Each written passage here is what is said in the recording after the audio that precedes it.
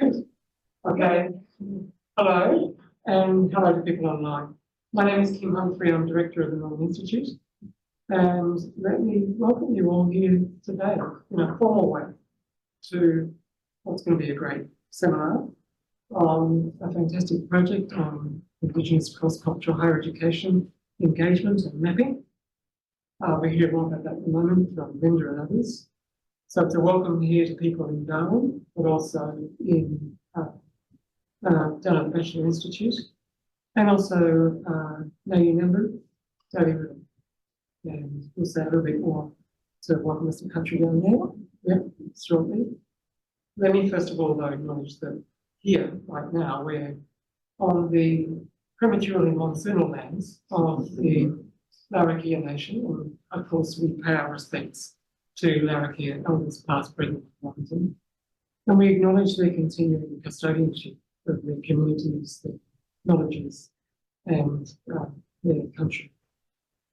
And of course, we extend that respect to all First Nations, no matter what nation they're from.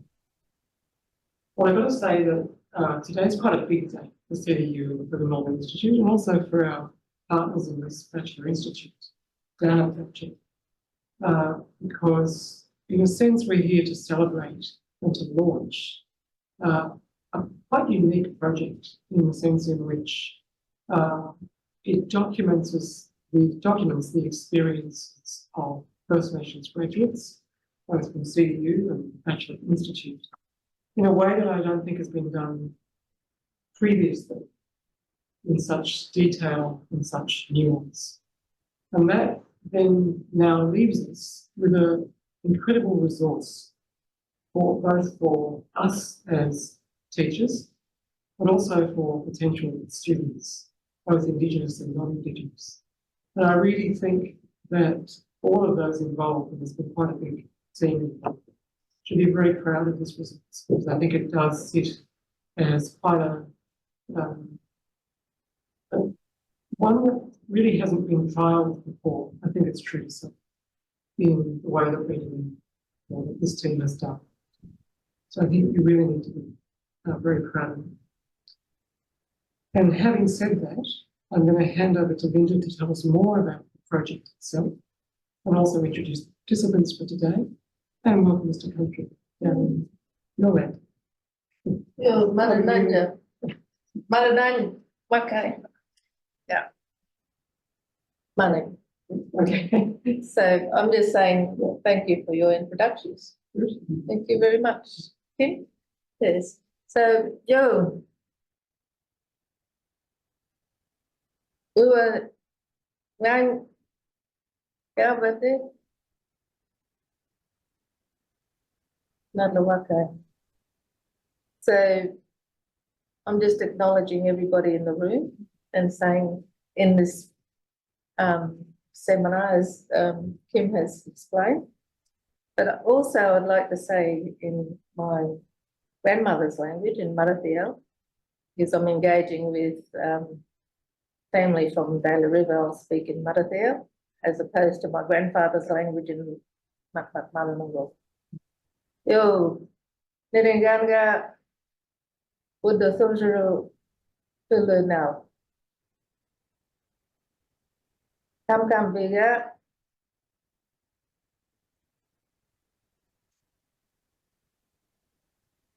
Now you number for the HEP mapping project, as we named it, but the official title for the ethics and grant application is big long word called HEPP Mapping Pathways, Learning Experiences and Engagement of Indigenous Students in Higher Education. So we've got an amazing team of researchers from the Northern Institute at CDU and also from the Batchelor Institute of Indigenous Tertiary Education. And that includes myself, Tracy, Robyn, Adriana, who's no longer with us, David Karacsonyi, Paola Fischer, who's no longer with us, Patrick McKenzie, Pawinee Yuhun, Dr. Kathy Guthadjaka, and Colin Baker. So what we did over the last 3 years was interview a lot of the past graduates of CDU and Batchelor, and we came together and with those participants, interviewed them, recorded their stories about their journey in higher education to successfully completing their higher ed degree. And this is the story that we're telling today for our launch of the HEPPP mapping project. So now I'm going to introduce to you our 2 Indigenous community project leaders, coordinators that were on the country, facilitating a lot of our meetings at Batchelor, Palmerston and Daly River, Mayamambia. So I'd like to welcome now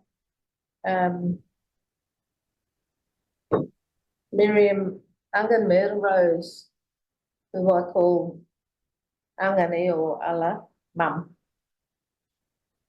So over to you, Wayne. Wayne Buckley is coordinating the technology down at Mayamambia. Morning. We are picking Miriam up. She may have to come in later. I think she was late getting up, so but she's on her way. That's okay. And is Larissa there, Robyn? No, unfortunately, she's at the clinic. She's not feeling well this morning. She will try to make it, but yeah. Okay. We'll get them to tell their stories later, but we might start with you, Robyn, and to share a bit about what you did. Okay. The viewer on, will it show me up? Yeah, you should be. Okay. Okay.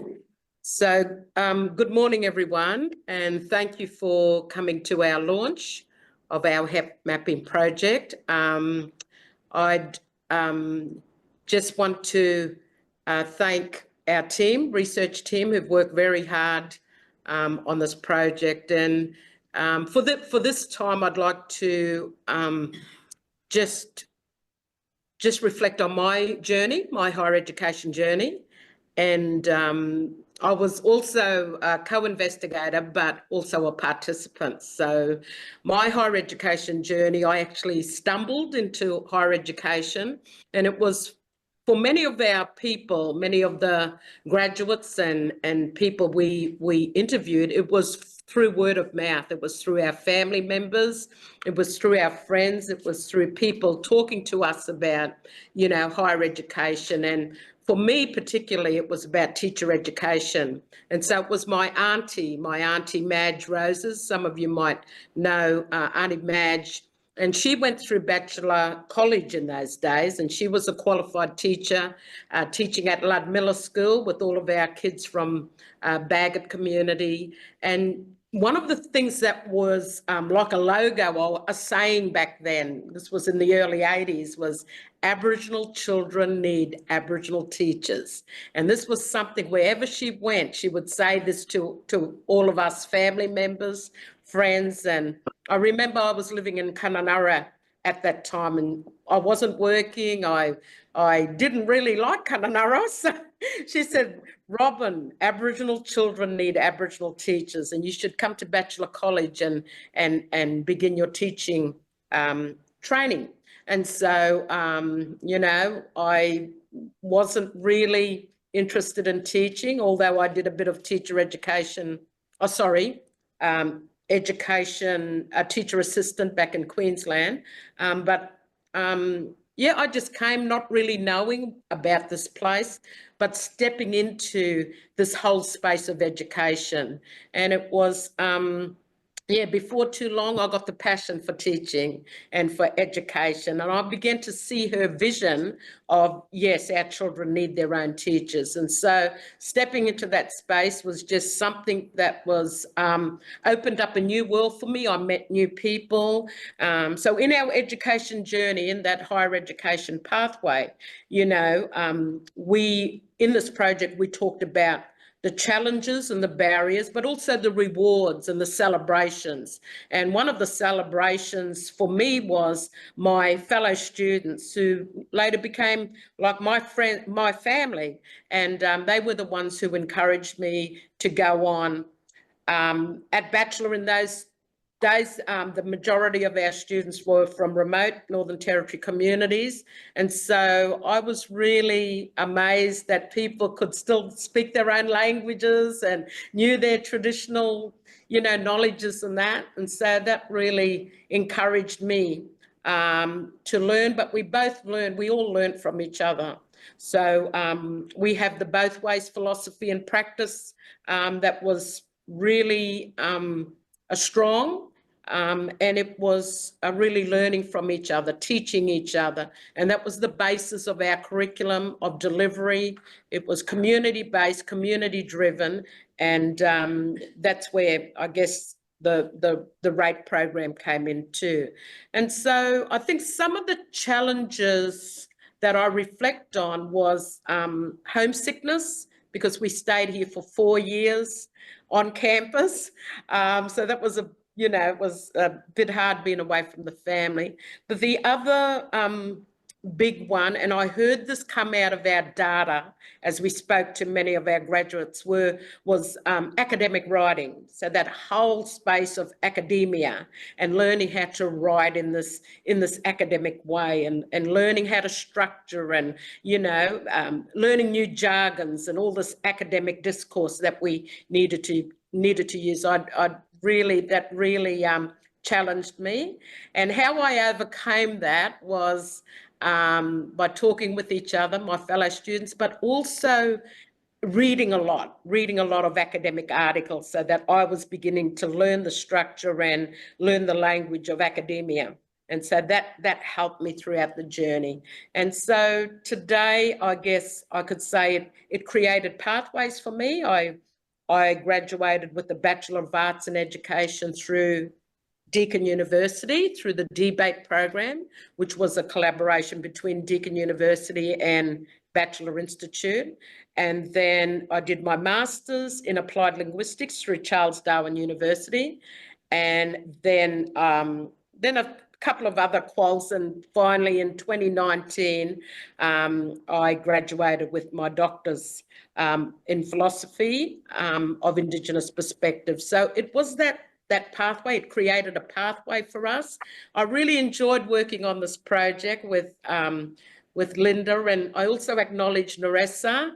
She was our community-based consultant here in Batchelor. We work closely together with our graduates some of our participants are here today, and shared their stories really honestly and really from the heart, of their journeys and their stories, their challenges, and how they overcame those challenges, and how through education that began to open other doorways and pathways for them to where they are today in their careers. So I might leave it at that, Linda, and I'll pass it back to you. Thank you. Never mind about passing back to me, Robyn. You're going to introduce Patrick, look. Oh, okay. So we have Mr. Patrick McKenzie here, who was also on our project, and he played a really important role. But I'll let him tell you all about that. So I'll get Patrick to come and sit in the hot seat. Thanks, Patrick. Thanks, Patrick. Yes, yeah, thank you, Robyn, and yeah, thank you everyone for for joining us today and being here. Yes, so just talking about my role in the project, I think I'll talk from the same sort of perspective as Dr. Ober, and it's really just about sort of my educational journey and my journey in higher ed. For me, coming into the project I was, as an early researcher, completing, and working through my master's, and then going directly into working on this research project. It was a fantastic learning experience. It was sort of jumping right in, right after, and being invited to come on this project. It's been just a huge learning journey.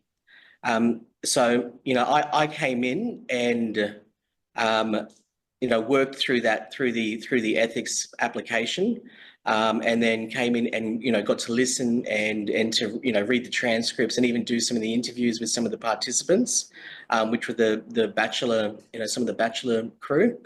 So it's been a really a really interesting and inspiring journey, and especially I think one of the highlights was actually being able to use some of our students here who are in the going through some of the courses at Batchelor, the certifications, and interviewing Dr. Ober and also Narissa Balsey. Being with the students and watching them and recording those interviews, and seeing how that our people here who've gone through that journey similar to what Robyn spoke about. We've got the next generation of leaders here, at Batchelor Institute, especially for higher education. So that was an inspiration to me, and it really makes me want to continue my journey going into higher education. Yeah, and I think maybe that's it from me. Thank you. Thank you. Thank you. Thank you, Patrick. So, shall we show the video interview with Miriam, please?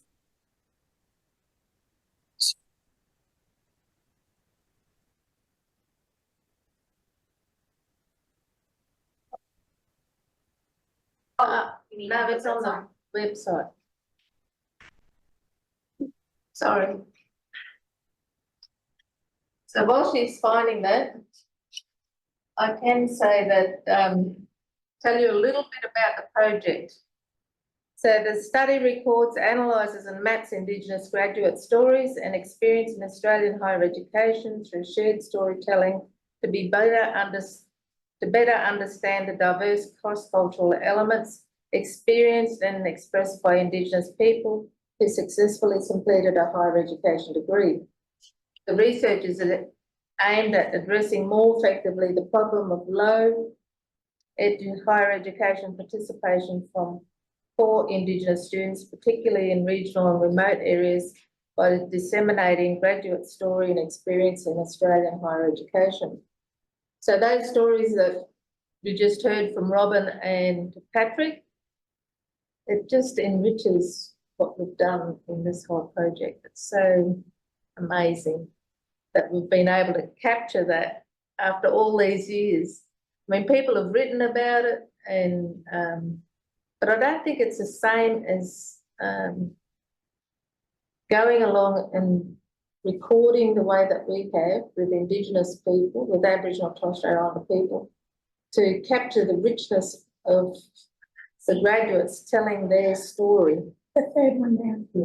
So to record graduates' experience on the significant cross-cultural aspects engaged in to complete their higher education studies are important, supporting other Indigenous and non-Indigenous people to understand how to engage a system that uses predominantly, I say, high academic English language. But in our description, we say academic English. But when I talked to all the old people when I was working back at Batchelor College in the day, in the 90s, early 90s, they used to talk about high English, so high academic English, and not to predominantly, and not Indigenous languages. The primary data was collected from Indigenous higher education graduates who obtained higher education degree awards from Charles Darwin University and Batchelor Institute of Indigenous Tertiary Education.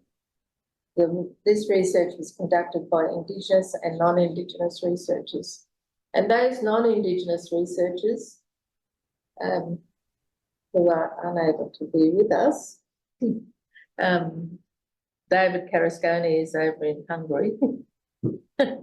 And Dr. Ticoalu is no longer with us. And Pawinee is doing things in her office. And but their contribution to the project was just absolutely phenomenal.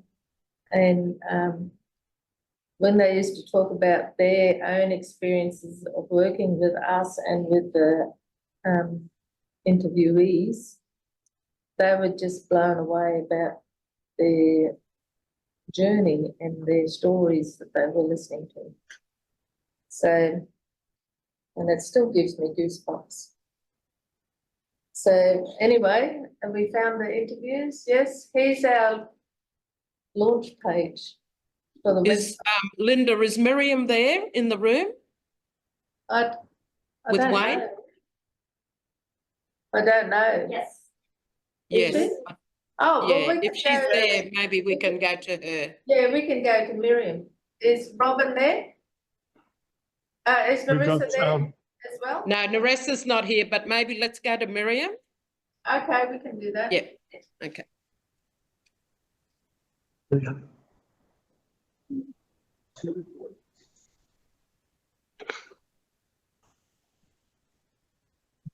There we are. Oh, there's a whole bunch of family there. Hello. Good morning, Mummy. Hello.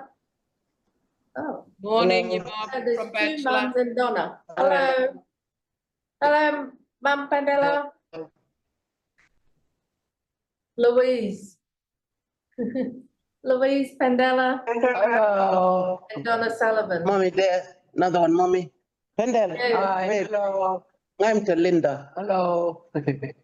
You. So welcome. Are you ready to tell Can your you- story? They can't hear. I'll do my best. All right, Manja.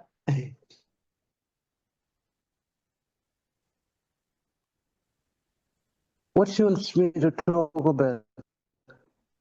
About your journey Education. to be teacher. Journey. Linda, what do you want me to talk about? About your journey to be a teacher. Yeah, Everybody whatever. want to listen to your story, isn't it? Yeah, well, yeah. Manja. Yo, hi everyone. My name is Miriam Rose, Sanganmer Bowman, and I was born and grew up here. And in some parts of my education was in government schools, and then I come back when I was 10 years old and was boarding here. And the nuns taught us. They had a dormitory and a school, and they supported some of us to choose what we want to train in, but it was that they gave us the opportunity of experiencing different types of jobs around the community, and I ended up liking being in the classroom with the kids, and so they organised for me to train. And before Batchelor Institute started, and that was in the late 60s, I was sent to Darwin at Kumilda College, and that's where teaching assistants course were held. And I did 2 years there, and then later I come back and then went again to Batchelor, do my 3rd year when the institute started. Yeah, well, I did about 3 years of study, and then the nuns, I come back here, the nuns organised for me to go by correspondence to Geelong University and did my 4th year and completed that. And I became the principal of our school here in the community. And there were some assistant teachers working, and they were really good. So I started organizing them to train. There's about 6 of them, and Mama Pendel was one of them. And they did their course through Batchelor Institute as well, and became qualified, and we took over the school. We had like set up as Aboriginal Asian sort of thing, the school here, St. Francis Xavier. Yeah, it was good. And yeah, I became the principal. I worked at the school for more than 13 years. When I look back at it, you know, it was really good that we've achieved goals and ended up, you know, having a lot of our local mob trained and working in the school as teachers. Yeah. I'm still with the school now. Yeah. I think I'm getting to a stage where I need to retire.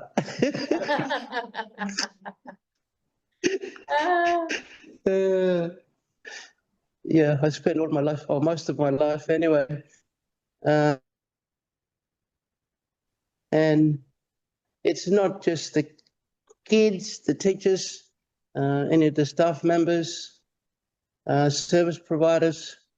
Sit and talk to them if there are things that they're not sure of, how to go about doing things here with us, and supporting a lot of our service providers here in the community as well. Is that enough for you? My name. So What do you thank you. reckon, Faye? Yeah. Good one. Number 1. So you've been such Thank a you, baby. yeah, thank you. That's been such a good, you've been such a good, strong role model for all the Yarramowo, all the children that attended St. What is it? Xavier School at Nayanandu and elsewhere in the region. And same with Mummy Pandela, and same with Donna, who's sitting there with you. And I can remember back in the Batchelor College days, Donna being in adult education, doing her studies. And some of the stories that Mum Pandela told and Donna told in their interviews were about their families and their connections to their family and wanting to make them very strong. So that was incredible to hear those stories. So thank you very much for sharing that. And I think back in the day, back in the 80s, the history of the rape program and the Darwin Batchelor and the Deakin and Batchelor Aboriginal Teacher Education Program were just kicking so many goals and graduating so many teachers back then. It made Robyn, Larissa, Anganmil and Tracy and the team really think about why were they kicking those goals back then and why can't we kick so many now in remote communities in particular? That's the big question. And what is impacting us now that we are facing all these barriers? So thank you very much, Mum, for sharing your story today. Robyn, thank you so much. And Patrick, thank you for sharing your stories. I can't really see who else is in the background, but Meg was back in the Batchelor College days in the 90s when I was there. She did amazing things as the, well, you were the head of school, weren't you, back then, Meg? Sorry to put you on the spot, sis. Head of school general studies and head of school of community studies. Yes. But I actually did my master's when I was working here, and I did it through CDU external. So Oh, yeah, so we missed interviewing you too. Yeah, we should have interviewed Mick. It's still not too late, Patrick. Don't worry. I think he needs to do his PhD. Uh, Thanks, so- Linda. Yeah. Yeah, thank you. So I might hand over now to Tracy to wrap up our presentation. Hi everyone, thank you, everyone in the room, and hello to everyone online. Thank you for joining us today. So I just wanted to say thank you to Linda for leading the project. She brought all of us together to be able to tell the story and to be able to come up with the findings that are so interesting, and what we need to also think about is where to from here.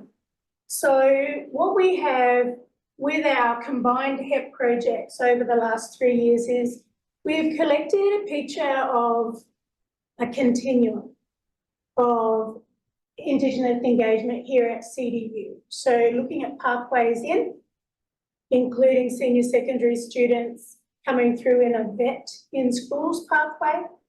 We've looked at undergraduate participation and how to better engage people here at CDU while people are here.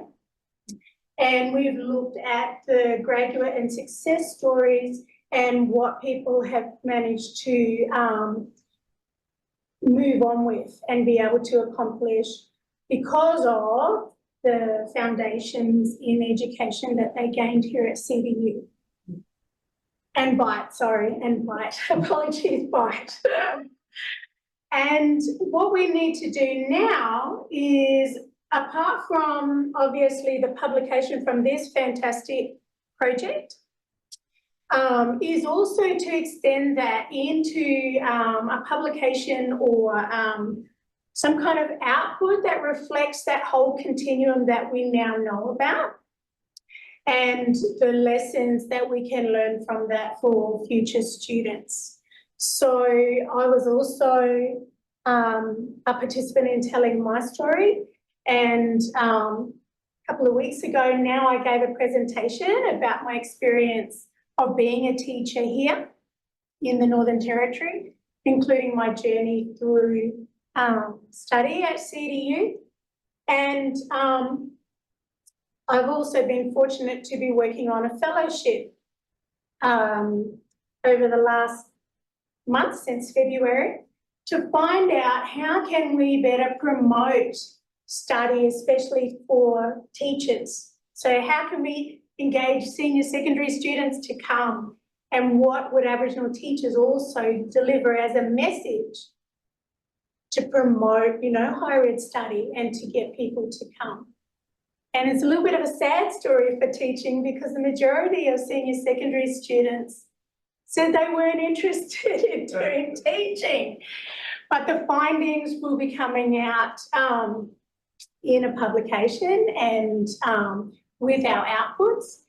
But I think the importance that I'm trying to point out is that as Aboriginal researchers, we bring an extra additional element to CDU that you can't find in other universities. And it's really important to note our connection to our community and how we share that information with everyone. So thank you to everyone, and thank you to Linda. And apart from the questions, that's all that I've got to say. Okay. Thank you very much, Tracy. That was a nice little neat bundle of information to wrap up. Yeah. Is Narissa here yet? No, we might show Narissa's. No, not yet. She's on her way, but yeah, I'm not sure how long she'll be. Okay, Can we, Renee, can we just interrupt for 1 minute? yeah, It's overcast and raining and so we might lose you. Lose. ah, yes, it's windy here too. So that's the reason that we dropped out. Oh, Pardon? okay, Yeah, so if we lose you, we apologise, but it's the satellite. okay, yes, It's raining and very overcast today. yeah. Yeah, So Linda, why don't we have questions while? yes, we might just have questions then while you're still on. If anyone's got any questions for Angadmet or other members, Batchelor, Robyn, Ober, or even members in the audience, if those that have participated in the research project, maybe you have questions that you might want to ask. So we'll open up the floor to questions while you're still on. Is that all right? Yeah, they're just muted. Does anyone have any questions? No. John. I just want, thank you for the presentation, first one. Great to see this work sort of finally come to some fruition. But the question you posed, Linda, about, well, why do we kick such goals then and not now? What's different now? Can you give us some insights into that, the answers to that question that you posed? Well, according to the people that were interviewed, the lecturers were very much dedicated to getting them through, unlike today. They had one-on-one tutoring with lecturers, especially at Batchelor Institute, and that came through quite strongly in the interview information when we were coding all the interview transcripts, which we're still doing. So, and so those results won't come out until a lot later. Hopefully by the end of the year, we'll have all the coding done and we'll get the publication out next year.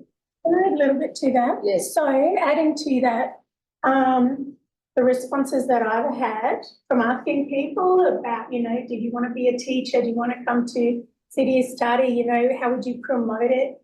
So the students and the teachers both mentioned the importance of more information and role models, but not just maybe like text, but face-to-face conversations and stories from people. So the resources that Linda's collected will contribute to showing people, you know, real people's stories about our success and how we can successfully achieve our goals. And once we decide what we want to do, you know, we can overcome any challenges or barriers to succeed in our chosen profession. But that lack of enough of us to be able to tell the next generations coming through is the missing piece. So I don't know whether you put out YouTube videos or something where younger generations are going to be able to access the real story of people. You know, how do you reach so many people when there's so few, perhaps, potential role models to do that? That might be the question. Yeah, I think the lived experiences of Aboriginal and Torres Strait Islander people going through higher education is a story that's now being told and captured in video so that it can be shared.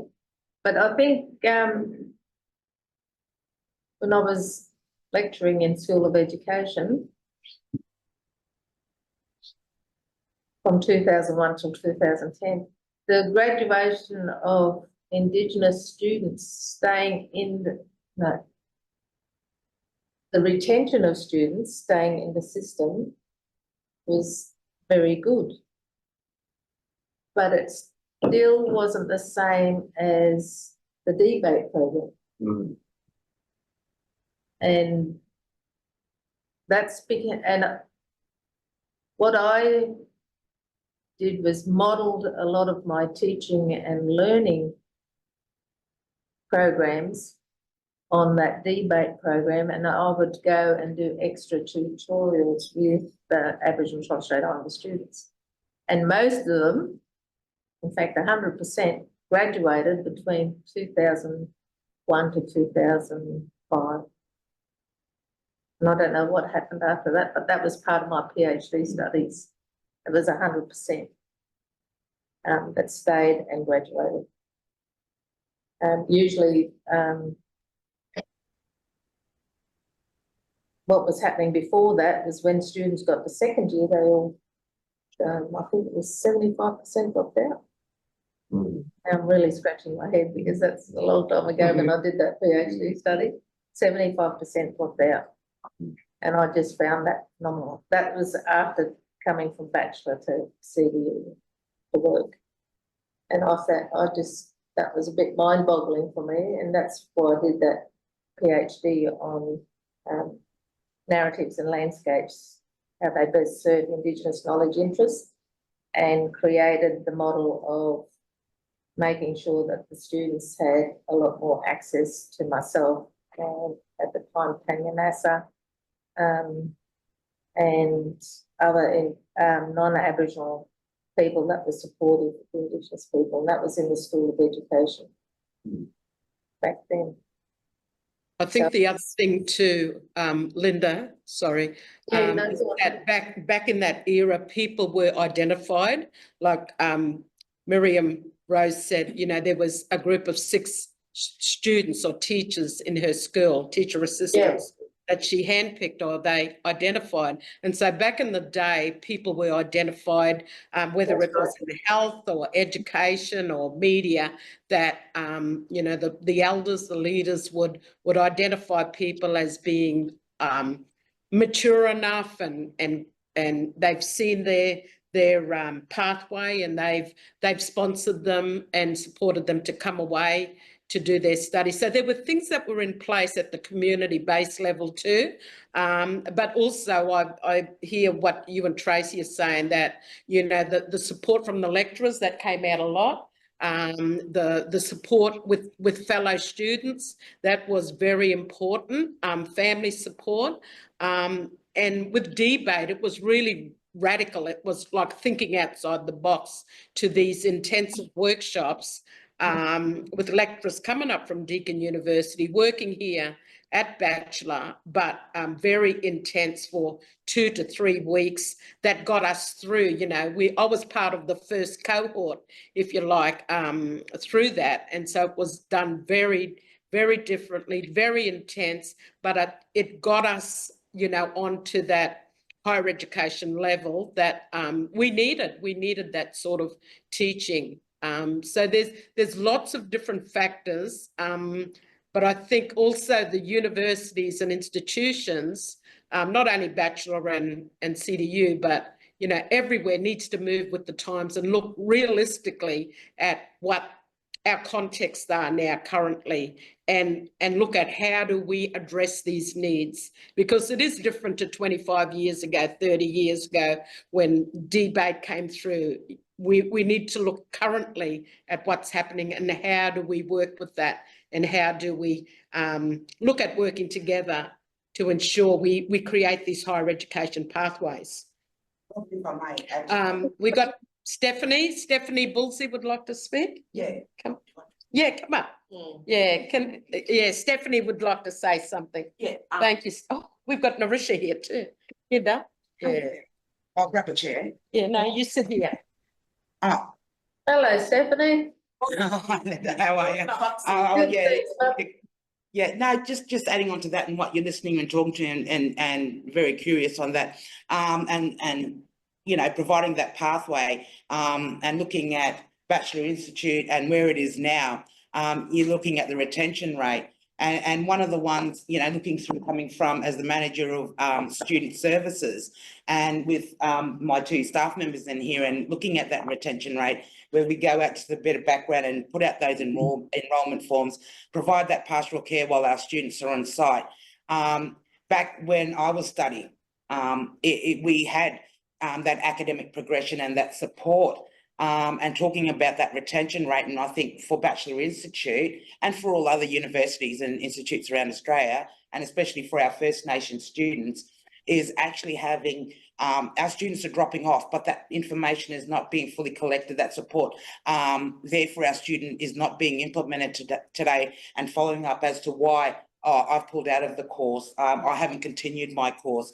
And, you know, we did have a staff member back in the day, academic support officer, Jim Meehan, who was our recruitment officer as well.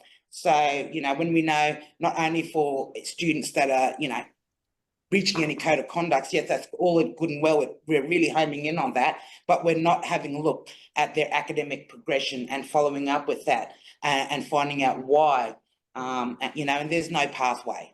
And if we're going to get them through from vet right up to PhD, we need to have that academic pathway and support from the vet sector right up to postgrad. Yeah. And that's looking from a student services perspective. Yeah. Fantastic. Thank you. Steph? The rest. You want to say anything?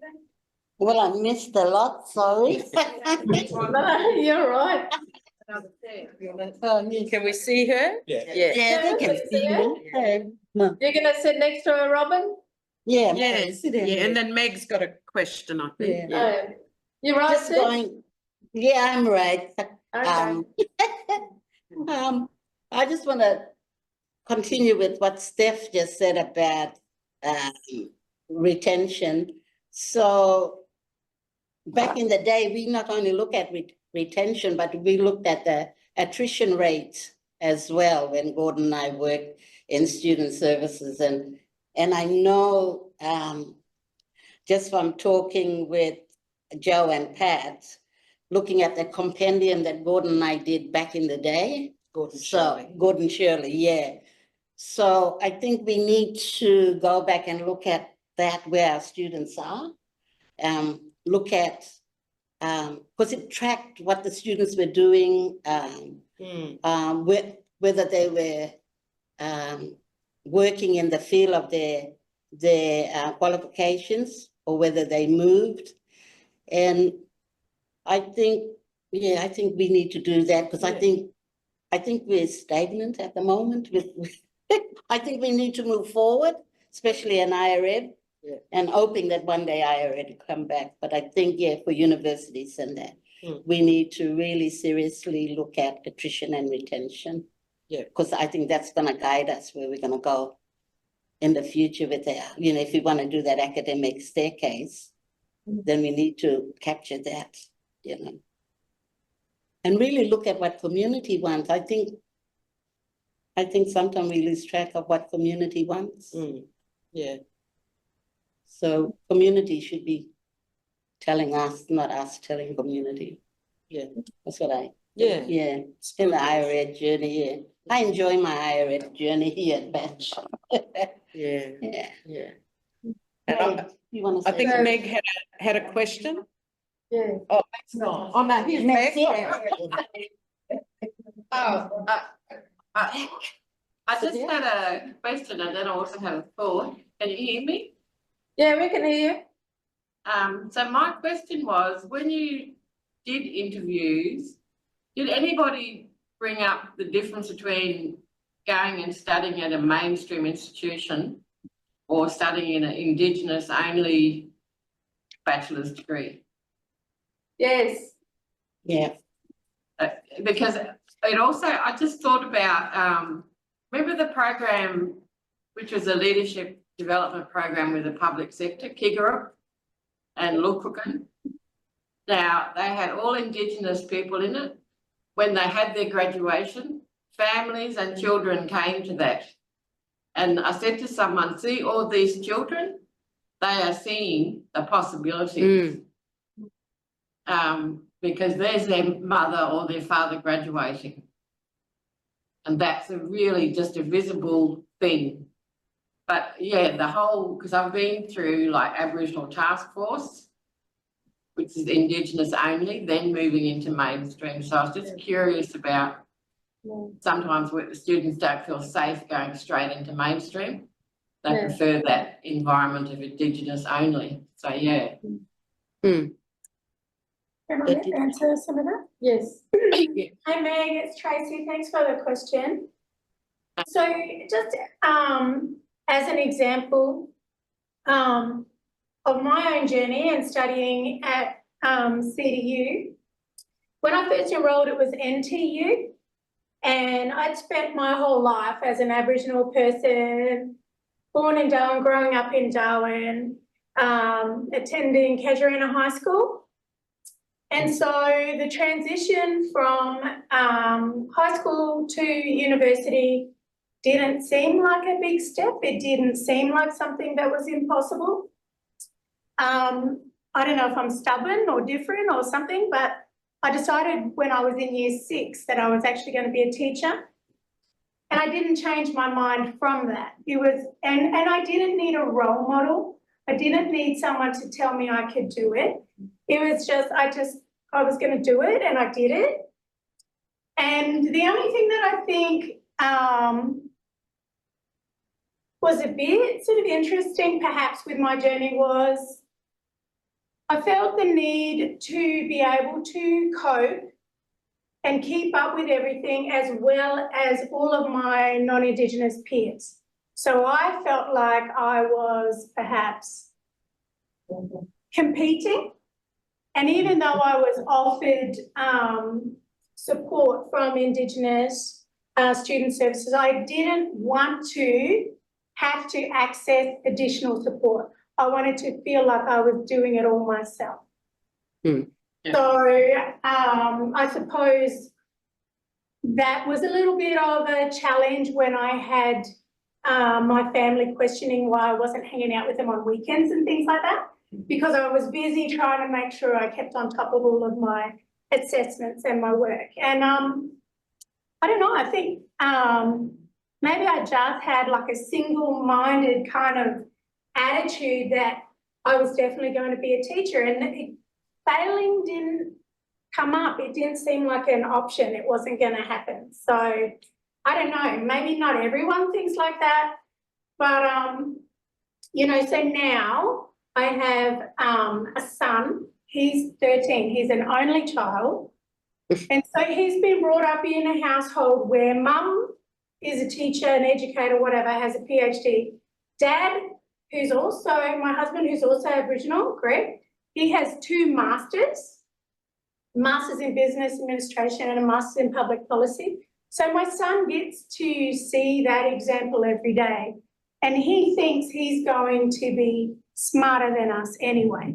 So, you know, I think maybe it apart from being community driven, of course, and how we fit with our family and our community, you know, it's the individual person's drive as well for what you think and feel that you can accomplish. And maybe there's a different mindset perhaps from being in those different contexts, from being in an urban context to being in a remote context, a different access to services. I don't know really, but myself in going through that in an urban setting, yeah, I just knew that that's what I was going to do. Well done. And does that answer your question, Meg? Yeah. It's obviously another experience that's different to what I'm talking about. And the reason why we have Indigenous services in universities is because it's needed, because not everybody else. I pretty much grew up like that. I grew up in Darwin. I was supposed to be an engineer, but you know, Cyclone Tracy came along. Then I went down south, and then I was the only black kid in the school. So that was it. I wasn't going to be in the high classes anymore. I just was like, no thanks, I'll hang out with the Italian kids. So different things in life can change you. Yeah. But I do actually know the difference between studying in an enclave setting or Indigenous only and studying in mainstream. I went to law school in the years before Mabo happened. So I had to sit there and listen to crap about constitutional law, you know, terra nullius, blah, blah, blah. So there are, I guess what I'm saying is that different people have different experiences, but I was just curious because we're talking about two institutions here. One is Charles Darwin and one is Batchelor. And at Batchelor, it's an Indigenous only organisation. And so I'm just wondering whether that made any difference with debate, transitioning people from here to Deakin, and same with going from here to CDU. Thank you for that. Well, Patrick, you definitely have to interview me for this project, please. I think we're running, yeah, go on, yeah. So just to, Go on, Larissa, your turn. just one thing too, for Meg's question, because Robyn and I did that analysis, so that has come through. So there's information about that through our data analysis, So our interviews did talk about their experiences. And that's good, but I'm not saying that it should be one or the other. No. Yeah. I'm saying the options should be there. Yeah. And I think that was the beauty of this project is the diversity of graduates and people we interviewed was, you know, people with the background like Tracy's journey, like my journey, others, is that we all came from different backgrounds and cultural contexts, but our options, like you said, our options, you know, those were the ones we chose. Sometimes it worked, sometimes it didn't, but then, you know, we had other options too. I know of people who started here and they thought they went to Melbourne University. They found it very challenging and not the same. And so they came back here, and then they talked about the differences that where they found it different and more, I guess, culturally appropriate and responsive. So it's everybody's journey. It's our own individual's journey, and you know, the families we come from, our community, our experiences, our backgrounds, that they're all the factors that help us make decisions and lead us to where we are today, I think, in our educational opportunities. So, that's all I want to say. I just want to quickly introduce you all to Kathy Guthadjaka, who's sitting over here. I also call her Mum, Gandhi, from Elko Island, from a little community called Gower. Now, her history is absolutely mind-blowing. And you started some training at Shepparton College first, and then went to Batchelor for some courses, Batchelor College back in the day. And then she went back to Shepparton College, and her father told her, go back home to country and start your own school. And that's what she did. They cut down trees to make a road from Gulawinku out to Gower, and they started a veggie farm, and then eventually they started their own school under a tree at Gower. And now there's a beautiful school there, all because of the determination and of this beautiful woman that's sitting in front of me, and her husband, Colin Baker, and her family, and Warramiri family, that built their own school and community. And the kids are benefiting from having their own school there, speaking in their own language and other languages from the community. And they're coming through the system quite well. And I think that's sort of a legacy from the having assistant teachers back in the school in the 60s, and that journey that we're all talking about now is a culmination of that as a product of this journey. And that's what I would love to see in all the communities and even in urban settings and regional settings. Having Aboriginal people, Torres Strait Islander people teaching in their own schools, in their own languages, and having Aboriginal and Torres Strait Islander children learning from their own people, and then being able to have the skills and knowledge and expertise to be able to go beyond that and engage in other cultures and languages and learning and teaching styles. But as a foundation, that is the role model. What Miriam talked about at Nayanambu, at St. Francis Xavier is another model. What they're modelling at Emu Point and at other schools around the whole of the Northern Territory is just mind-blowing. And I don't think those stories have been captured, and I think it takes an ARC special initiative grant to pull all the people together to tell that story right. Forget that seasonal calendar. We use that for background lesson in the school. Oh, yes. So we've got Ngandi's seasonal calendar for in Warramiri to teach the children about the seasons, and it's like one of the core principles of their teaching and learning. So thank you all for coming. I think there's one other question up here from Nicole Thompson. You are all relatable, real-life role models for those who have not yet realised the opportunities available to them, as well as for those considering higher education. What is the best way to share your stories more broadly and build momentum around celebrating these achievements? Nicole, I just answered that, an ARC special initiative grant. And those, if we can get one of those up with key researchers and Aboriginal Torres Strait Islander partner, like Ngandi Katha Guthadjaka, Anganmil, and other educators that went through the debate program, that have gone through Batchelor Institute, that have come through CDU, and potentially other universities around Australia.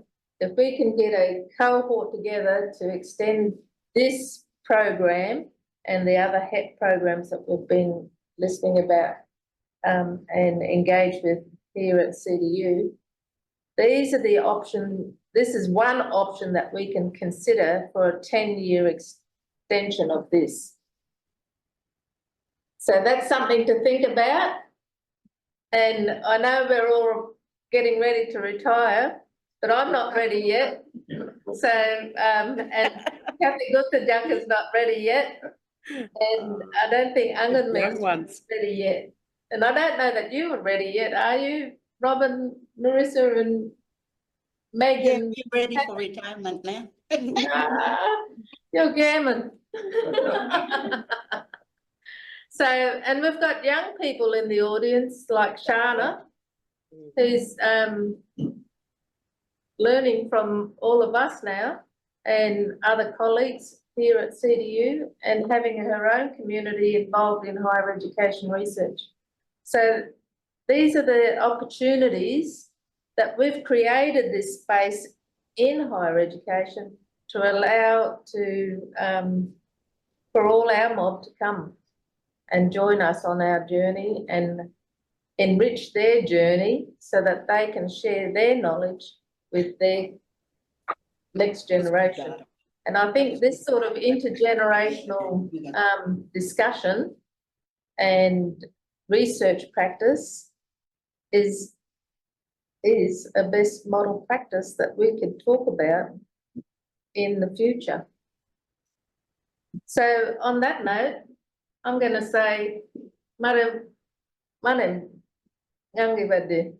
So if there's any other questions, you've got our emails there, and Have we got an evaluation sheet, Robyn? No? Sorry, But if you no, can, I send wasn't us an organised email and enough. give us some feedback so we can put that into our HEP report. That would be appreciated. We can Thank you. send out an evaluation sheet. Yeah. Mm, Yeah, yeah. so even if you just drop us an email or just give us some verbal feedback, that'd be great. So Yeah. thank you all for coming and listening to our stories today. And Thank you, everyone. keep an eye out for our publication. Thank you. Thank you. Bye. Mamak. Mama.